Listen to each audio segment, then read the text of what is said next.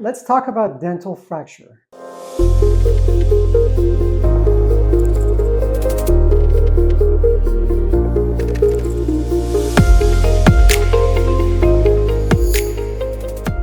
this patient came in, and if you look at the x-ray, it looks pretty healthy.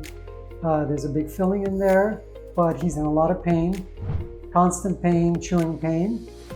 And we tested it and noticed that the pulp is inflamed and it needs a root canal. So I root canaled this tooth, and I decided to take a picture to point out that this little fracture line right over here, and this is probably what led the tooth to need a root canal.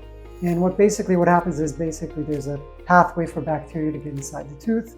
It infects the tooth, and then the tooth gets inflamed, patient's in pain, and then we do a root canal to get the patient out of pain.